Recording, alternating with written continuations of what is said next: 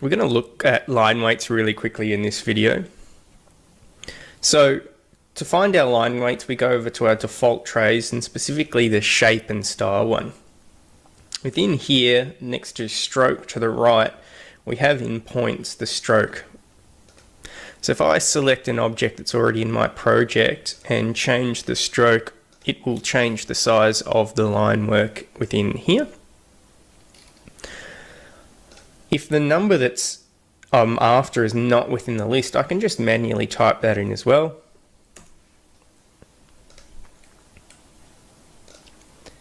Now, some of you out there are going to be used to using millimeters, not points.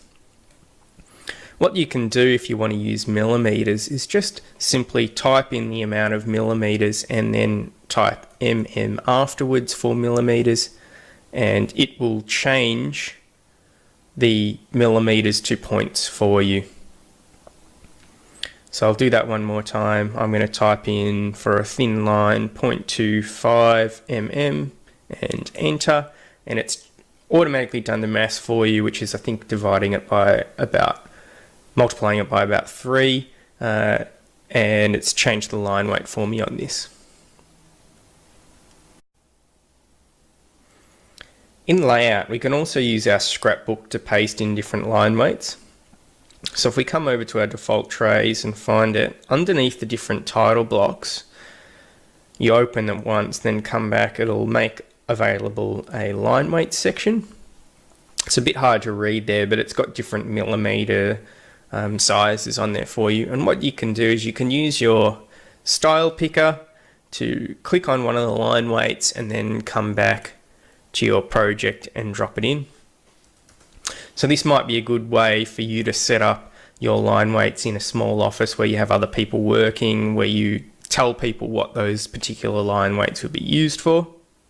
What you could also do is zoom out and drag in the different line weights that you're going to be using through your project, and then you could quickly paste in just those few that you're going to use on your project from within your project.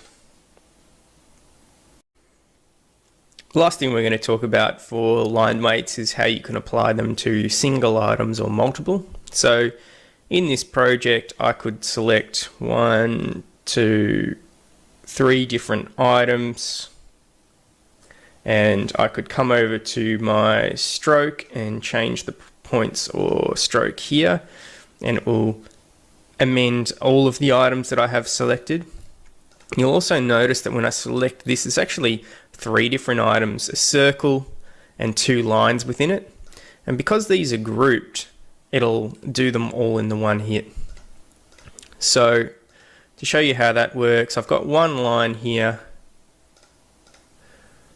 If I can either select that, or I could add on an additional line and now select and make these a group, and now I can apply all of the changes out in one hit to that. That's enough on line weights for now. Hope you had fun. Subscribe.